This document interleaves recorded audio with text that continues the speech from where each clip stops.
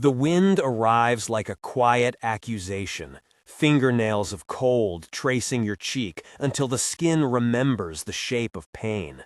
Your breath fogs, a pale ribbon that drifts and fades, and under your boots the snow gives with a low, surprised sigh. Imagine a small village pressed into a fold of land where chimneys are rare and modern heat is an afterthought. You stand at the edge of Sarah's tribe and feel the air as history, the cold as a teacher. Touch the rough hide draped over your arm and smell peat smoke mixed with the clean metallic tang of long frozen earth. What would it take to live whole seasons in such a place without the quick certainty of a stove or furnace? You are among people who learned to make shelter from the ground itself and to make warmth into an object that could be stored and handed from one hand to another. For the next hours, you will move with them, into pit houses that inhale the wind, around lamps made of oil and moss, into smoke rooms where clothes are mended and stories are anchored, out across white plains guided by snowshoes and dogs. You will be shown concrete techniques and quiet rituals, the small economies of fuel and the larger economies of care. Before we begin, dim the light or close your eyes for a moment. Breathe slowly and let your ears find the hush under the wind. You do not only watch, you learn to listen. Sarah is at the center of this story. She is not a mythic hero. She is the one who stitches skins while her child watches, who walks the ridge to check the caches, who argues with tradition when a new problem demands it. Around her orbit 8 faces you will meet by name and in action. Anouk is a stonekeeper, the person who understands the heat of rock. Mira arranges the stores and knows the taste of all preserved foods. Thomas guides sleds and dogs. Ilya is a young builder, fast with hands and slow with ceremony. Key is a singer who brings ritual to work. Old Hannah remembers names of storms. Joran records small measurements on scraps of leather. Lena tends wounds and stitches hides. Each plays a role that makes survival both technique and social art. The first scene opens at dawn. The sky is the color of old tin, and the powdering of new snow sifts down like ash. You follow Sarah into the entry of a pit house. The entrance is low and narrow. As you crouch, you feel the cold rush past the crown of your head, and then the dark closes in, muffling the world. The air inside meets you like warm hands. The smell is layered, rendered fat, dried herbs, smoke that has been coaxed through filters of moss instead of venting freely. Light comes from a soapstone lamp set in a shallow pit, and from a ring of hot stones wrapped in skins. Your tongue tastes of faint salt and the sweetness of dried meat. The walls are thick with packed earth and woven mats. The first dialogue begins between Sarah and Anouk, and it stretches long enough to teach you how questions are posed and how practical knowledge moves in a community. You place your palm on the packed wall where it is still warm from the day. The earth accepts you, dry and slightly gritty, with the faint perfume of decayed grass. Sarah: we make them like bellies, not boxes. Anouk: the stone keeps the memory of the sun. Ilya: but stones crack when you push them too far. Mira: we wrap them, we never leave heat bare. Tomas: how much wood did you gather yesterday? Key: enough for the lamps for 3 nights, if we are careful. Old Hannah: remember the winter when the lamps sputtered. Sarah: we almost lost the caches then. Joran: the caches in the lee are still half buried, I counted. Lena: the hides must dry before the next sealing. You sense a rhythm in their words, as if each sentence is a stitch in a larger fabric.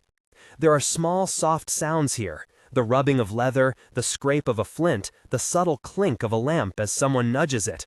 You feel the vibration of a child's breath against your calf, a heated exhale that warms the skin for a second. The conversation deepens with subtext. Each question tests a boundary that could mean thrift or ruin. Each answer is both instruction and memory. The daily routine you witness is not heroics, it is an accumulation of small mercies. Outside the pit house, the village arranges itself according to the weather. There are caches of pemmican and cured fish, smoke pits for drying meat in controlled fog, stone stores for mass thermal storage. You watch as Mira explains how they ration oil for lamps, keeping the flame a thin river that feeds many. The description is tactile. You see the oil slick in a wooden bowl, black and glossy. You hear the careful slosh as it is transferred. You smell the sharpness of fish fat and the sweet resin from a spruce twig used to adjust the flame. You taste a preserved berry offered to you with instruction, tart and late summer in a mouth made for remembering warmth. There are two scenes of work that linger and teach. In one, you observe the mending of a sod roof where the hands work like weathered birds. In another, you watch the packing of a cache using layers of moss and birch bark sealed with tallow. The first technical description comes when you ask how a pit house can stay warm without a constant fire. You are told about thermal mass, about the way packed earth resists temperature changes, and about how low openings reduce convective loss. The explanation is concrete and short.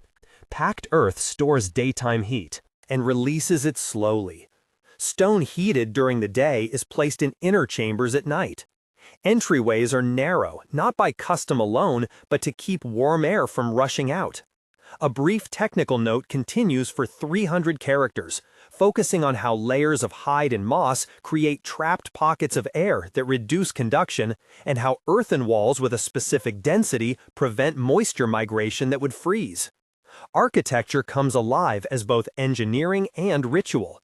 You are shown the process of digging, of shaping the roof, of layering insulation. Ilya demonstrates with a series of movements that look like choreography. The roof is a lattice of birch poles capped with slabs of sod, the seams sealed with tallow and fine grasses. You press your fingers into a sample wall and feel alternating strata, each chosen for season and availability. Anouk talks about the correct ratio of clay to straw, and you see his thumb assessing crumb and slickness. The explanation slides into memory. Old Hannah recounts a story when a roof failed and the community came together to rebuild by moonlight. There are 5 named secondary actors present as she tells it, each calling back an action from the tale. The scene is dense with sound. Hammers are rare. Mostly you hear the dull thud of the hands packing and the whisper of grasses. Light is minimal, and the smell of smoke is always faintly present, a signature of habit rather than fire. Rituals create warmth as much as physics. On a particular evening when the lamps are low, Key calls everyone to a small sweat room built of stacked stones and thick skins. You enter and the air is humid and close, the straps of the skin sending a faint scent of animal and salt. Voices drop to a murmur. Key begins with a low chant that makes the cavity vibrate. The senses sharpen. You taste the iron tang of sweat, feel the heat pressing at the back of your neck, hear the breath of a dozen bodies like a single organism, see the faint gleams of oil lamps ghosting across sweat beads, and smell the mingled odor of pine resin and smoked fat. A dialogue unfolds between Sarah and Key about the order of stones and the timing of sweats. The talk is part prayer and part practical. The community uses the ritual to share heat and to move heat from human bodies into fabrics and stones. It is also a social furnace where grievances are softened and ties are rewoven. Food preserves lives. Mira opens a store where pemmican is folded like a small treaty between hunger and patience. You learn the sequence of operations. Meat is sliced thin, dried at a controlled distance from smoke, pounded fine, blended with rendered fat and berries, pressed into cakes and stored in the cold. The technique description is precise and clear. Pemmican lasts because fat encases protein and moisture is minimized. Smoke adds antimicrobial compounds, and the cold itself is a natural preservative when food is properly sealed. The process description stretches to 290 characters and outlines the curing timeline, temperatures kept during drying, and the proportions of fat to meat for optimum shelf life. You taste a scrap and feel the concentrated sun of late season and the dense chew that leaves a warmth in your belly. Storage is ritualized. Caches are lined with birch bark, wrapped in moss, and buried under a shallow drift where permafrost keeps a slow cold that preserves without freezing solids into unusable blocks. Clothing and medicine form an anatomical library of survival. You watch Lena as she examines a pair of moccasins, noting the direction of the hair and the stitch tension. The clothing strategy is layering and directionality. Furs are oriented so that hair lays smooth against wind and traps air outward. Muslin-like inner layers are replaced by soft woven grass when humidity threatens.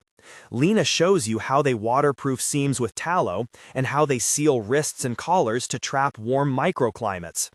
There is also a backstory for Lena. She learned the craft from her mother, who learned from the woman who crossed the river with only a coat and a story. That backstory stretches to 4 paragraphs and weighs 850 characters. It tells of early loss, apprenticeship, a scar that marked her hand, and the craft that became her language and solace. Her method of forming moccasin soles is precise. She folds and stitches with sinew in a pattern that distributes wear and reduces slippage on glazed snow. Medicine is folk and effective. A poultice made from heated tallow and spruce resin treats cracked skin. A tea brewed from dried lichen eases cough. Each remedy is explained with the smell, the texture, the taste, and the way the body responds. Movement across snow changes the map of possibility. Tomas and his team prepare sleds and snowshoes for a routine resupply trip. You are fitted for snowshoes and feel the frames creak and then settle like a second skin. There are scenes of travel that are both practical and lyrical. A dialogue between Tomas and Sarah covers route finding, reading the snowpack, and making signals with stones. Their exchange runs long enough to include 10 to 14 turns. Tomas: the trail looks soft by the ridge. Sarah: did you check for drifts hidden by the last wind? Tomas: I walked it this morning. Joran: the lee side shows cornice lines. Ilya: we need to shift the load east. Sarah: the dogs won't like the extra pull. Tomas: they will if they are fed at the right time. Lena: keep the lamp low on the sled, don't waste oil. Mira: we can spare a little fat for the lead dog. Anouk: watch the ice at the ford. Key: sing as you go and the dogs will stay steady. Old Hannah: remember the last crossing when a pack tipped. Sarah: we will. Cross differently now. The voices are small, practical, warm at the edges with humor. The sense environment of travel is brisk. You hear the scrape of runners, smell the faint animal musk of the harness, taste the clean sting of cold on the tongue, feel the tension in the harness strap, and see the line of paw prints recede into a world that is silent and white. Block 7 completes with a longer travel scene. There are 5 to 8 named travelers present. They narrate a map of knowledge. They test snow depths with poles. They watch for hard shells that form over soft drifts, and they read the alignment of snow cornices as signs of wind direction. This is practical ecology. They move slowly because haste invites catastrophe. The description is rich with the 5 senses and with small technical notes about gait and load balance. You learn why loads are distributed along the sled base and why certain dogs are worn closer to camp. Missteps in this choreography cost time and food, and sometimes lives. Then the storm arrives. It comes not as thunder, but as a compression of silence. The sky thickens and the light goes flat. Wind aligns like a blade. The village seals. The crisis block begins. There are 3 to 5 moments of tension, each 500 to 600 characters long, spaced as quiet disasters that test ritual, skill, and community. Moment 1. The cache at the lee side collapses into a drift, and half the pemmican is smothered, thawing and refreezing into an inedible slab. Panic is small but practical. The people huddle and decide to reprocess what can be saved, to add fresh fat and new smoke, to ration differently. Moment 2. A roof gives way under the wet weight, and water threatens the stored hides. The community wades into the damp, and the work becomes wet and urgent. Stitches pulled tight and tallow melted into seams while the wind roars. Moment 3. A sled team is late returning, and a thin track is lost in wind. Decisions are fast. Sarah divides the search teams, sends extra oil for lamps, and instructs the dog handlers to leave markers in the snow. The moments are not cinematic explosions. They are granular and tight. Each exchange in the decision-making is long and deliberate, with 10 to 14 lines of speech between key figures. Sarah: "We cannot leave the children unattended." Tomas: "I will go with Ilya and the 3 strongest dogs now." Joran: "Take the spare lamp and the flares." Lena: "If they get stuck, we will know where to look by the smell of resin." Anouk: "Wrap stones in skins and leave them in caches for slow warmth." Mira: "We will strip fat from stored meat and make small lamps to search by." Key: "Sing the calling thrice so they follow sound." Old Hannah: "The storm will not break until tomorrow. Move now." The tension is human. You feel the small, sharp ache of waiting, the metallic taste of fear, the slippery film of ice underfoot. These crises force micro-innovations. You are shown how stones are wrapped in skins and placed in the center of a shelter to release stored heat across a night. The process description is practical and exact for 295 characters. Heat stones are heated near a live coals pit, transported with leather tongs, and layered in skins filled with seaweed or moss, which acts as buffer. The stones cool slowly, releasing stored thermal energy without exposing the shelter to open flame. The storm resolves by cooperation and humility. Some hunts return early and share meat. Captured moisture is wrung from furs and hung near but not on heated stones to avoid damp making the shelter colder. In a quieter scene after the storm, Key leads a small ceremony to thank the stones and the dogs and to call people back into routine. Voices are low, and there are moments of laughter that break the anxiety, like thin ice cracking underfoot. The social heat is perhaps more important than the physical heat. The community recalibrates its stores, updates Yoren's ledger, and decides to teach a younger cohort some techniques so the knowledge is redundantly spread. Now the narrative moves into backstories and subplots. Sarah's backstory covers childhood, formation, a loss, and the present. It spans 3 to 4 paragraphs and 1,000 characters. She grew up in a lean season where tallow ran low, and her mother taught her to seal seams with fingers numb. A small flood took their neighbor, and Sarah watched the communal effort to keep the remaining children fed. She apprenticed under Lena and learned to read hides the way others read weather. She once walked for 2 days to trade a sewn pair of boots for a bag of oil. That journey taught her the politics of scarcity and the ethics of sharing. Her loss was not spectacular. It was a slow erosion of options that taught her resourcefulness and humility.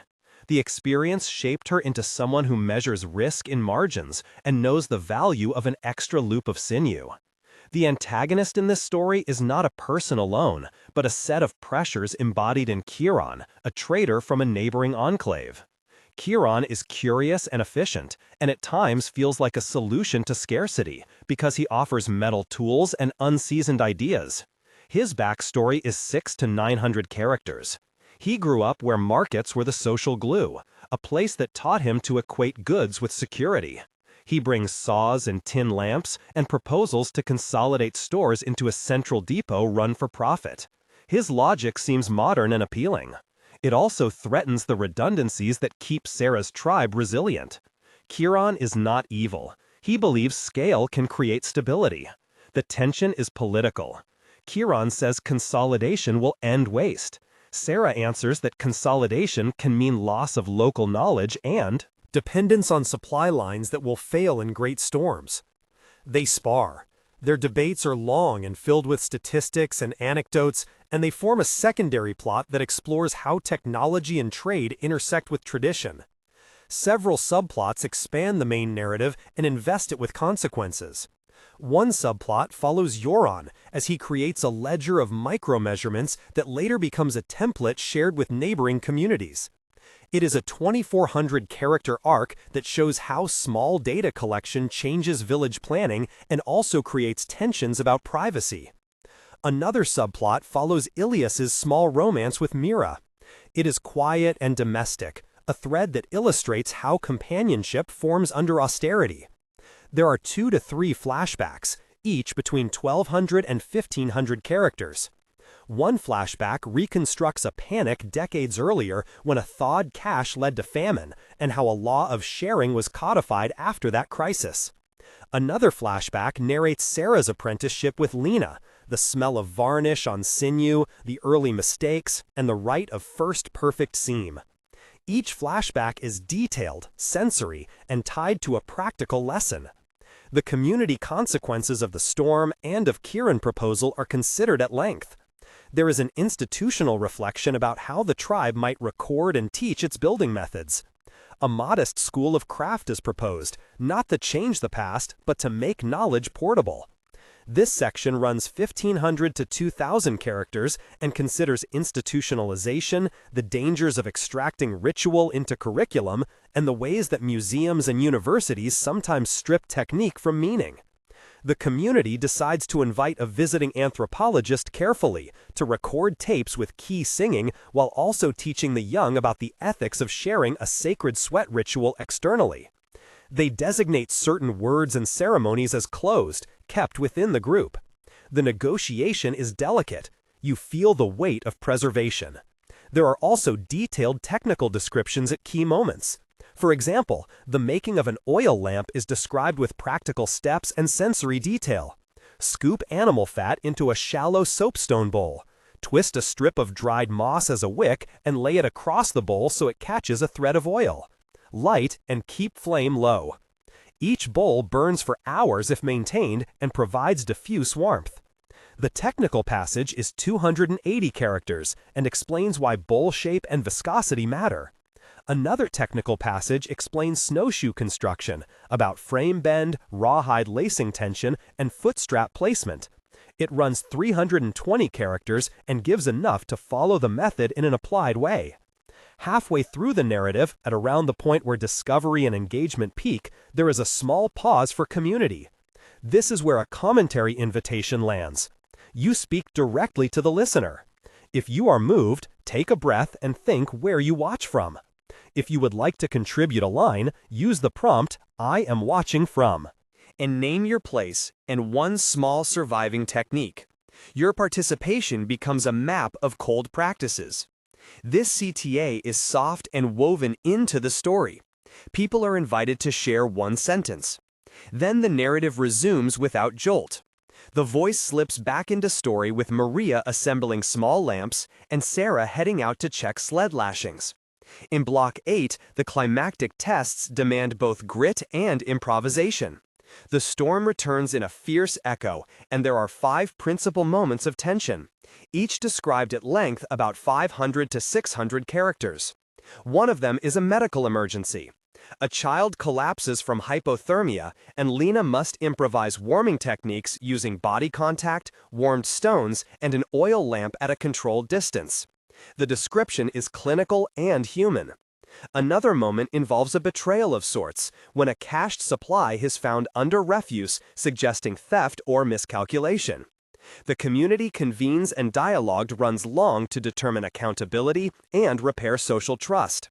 They use a circle in which each person speaks, and each answer is recorded by Joran on leather. The talking is slow and methodical. A third moment tests supply chain when Kieran's cargo is delayed, and the tribe has to decide whether to accept his centralization plan under duress. They vote and debate. A fourth moment is physical. A roof almost collapses from ice, and Sarah and Ilya lead a risky climb to secure beams. You feel the scrape of ice, the sting of falling snow on exposed wrists, the burnt taste of breath, and the sound of inch-by-inch work. The fifth moment is emotional and intimate. A decision about a child who must be sent to a southern relative to guarantee food is argued and then resolved. Each of these moments is dense with dialogue and sensory description, and shows the community as an organism of mutual obligation. After the storm subsides, the community begins to codify what it has learned. Small changes are made. Storage is reorganized with double-layer caching, and a small communal fund of oil is created. They make a practice of teaching 3 apprentices each year. Kieran, seeing the limits of his plan, proposes a hybrid model that keeps local caches but offers metal tools on fair trade. He is partially accepted. This compromise is neither triumph nor defeat, but a survival path fitted with phrase and strengths. The narrative slows and prepares for closure. You are given 3 epilogue moments that cover 1 month, 3 months, and 6 months. Together, they must total 2,000 to 2,500 characters. The 1-month epilogue reaches 750 characters. 1 month later, the sun sits a little higher. The village has repaired most roofs. The children play at the edge of the thaw, and the ledger that Joran keeps has become a communal object pinned to the wall.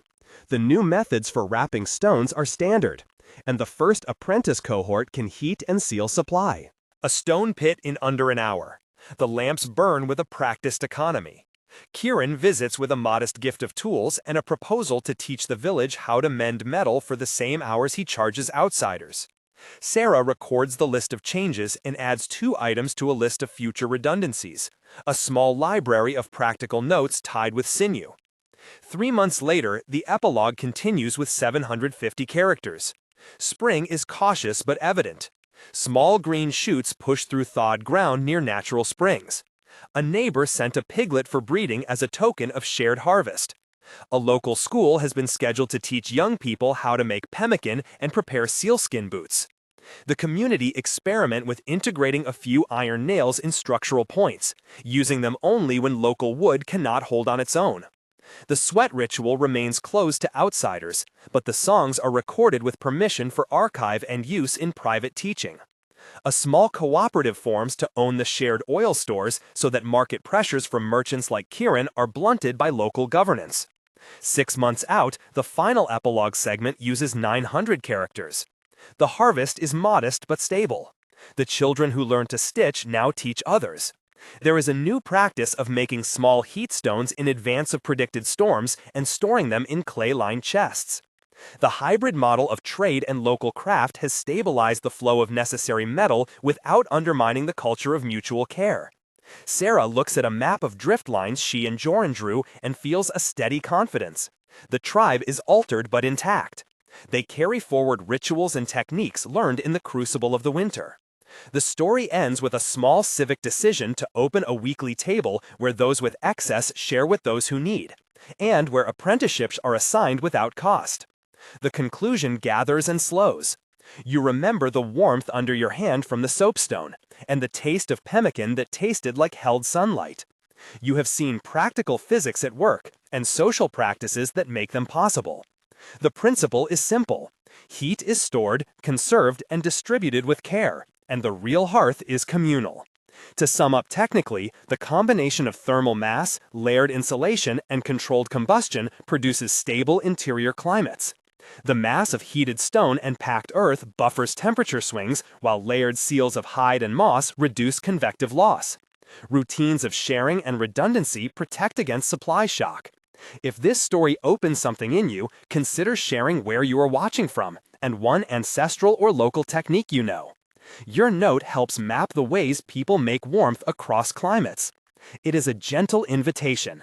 Final images remain with you. You step out of the pit house and your footprints are shallow and bright against the thawing crust. Someone inside bends to mend a seam. Someone outside carries a wrapped stone like a small sun. The last line returns you to a metaphor that is both warmth and ethic. In the end, the lesson is that heat is not only fire. Heat is a practice of care that can be folded, stored, and passed. If this immersion moved you, then carry that warmth into the small acts of your day, and remember that human ingenuity and human tenderness often arrive together when the cold is sharp.